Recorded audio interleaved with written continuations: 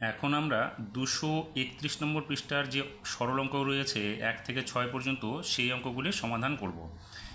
এখান থেকে আমরা শিখব আগে আজকে ভাগের নিয়মটা, অর্থাৎ সরল অঙ্কের মধ্যে যদি ভাগের চিহ্ন থাকে তাহলে সেই ভাগের অঙ্কটা বা ভাগের সমাধানটা আমরা কিভাবে করব তা নিয়ে একটা ধারণা তৈরি করব।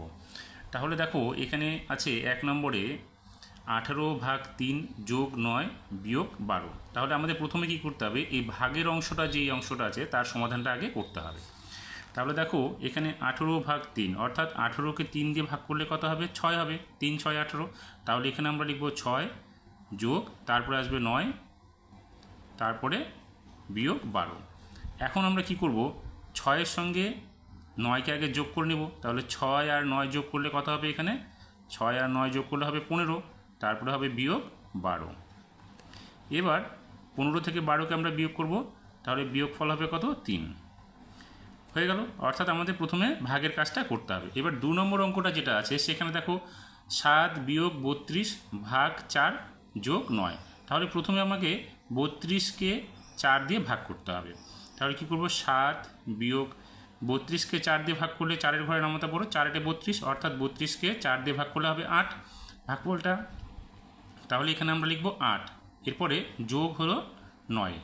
এখন দেখো 7 থেকে তো আমরা 8কে বিয়োগ করতে পারবো না, তাহলে 7 সঙ্গে 9কে আগে যোগ করে নিতে হবে।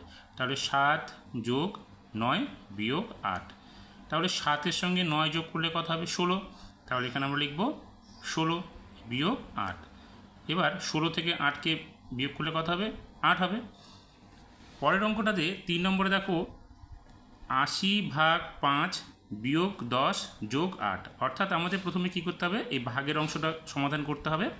তাহলে 80কে আমরা 5 দিয়ে ভাগ করলে কত পাবো, 5 16 80, অর্থাৎ 16 হবে। তাহলে এখানে আমরা লিখব 16 বিয়োগ 10 যোগ 8। এখন 16 থেকে আমরা 10কে বিয়োগ করতে পারবো, তাই আমরা বিয়োগ করে দেবো।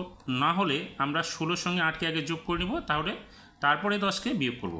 তা আমরা যেহেতু এখানে 16 থেকে 10কে বিয়োগ করতে পারছি, তাহলে 16 থেকে 10কে আমরা বিয়োগ করে দিচ্ছি। বিয়োগফল হবে 6 যোগ 8। এখন 6-এর সঙ্গে আমরা 8কে যোগ করব, হবে 14।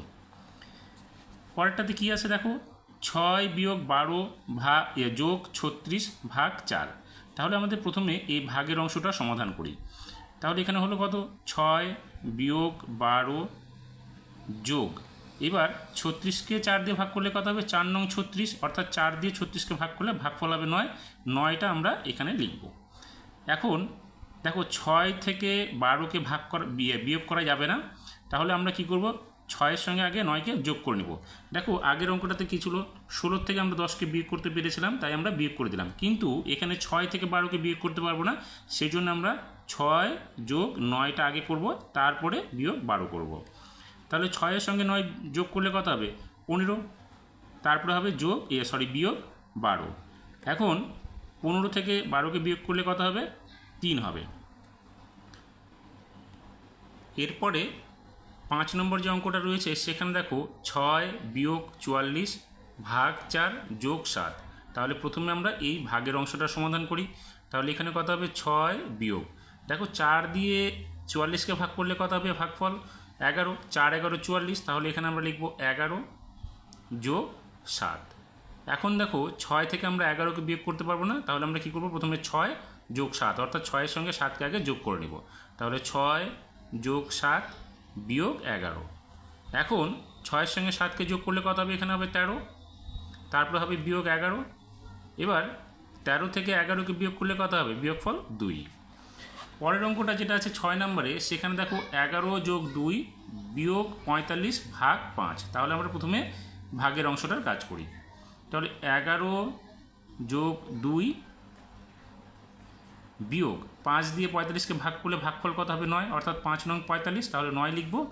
এখন আমরা কি করব, 11-র সঙ্গে 2কে আগে যোগ করে নেব। তাহলে 11-র সঙ্গে 2কে যোগ করলে কত হবে, 13 বিয়োগ 9। এবার 13 থেকে 9কে বিয়োগ করলে কত হবে, 4। এইভাবে আমাদেরকে সরল অঙ্কগুলোর সমাধান করতে হবে এবং ভাগের নিয়মটা জানতে হবে।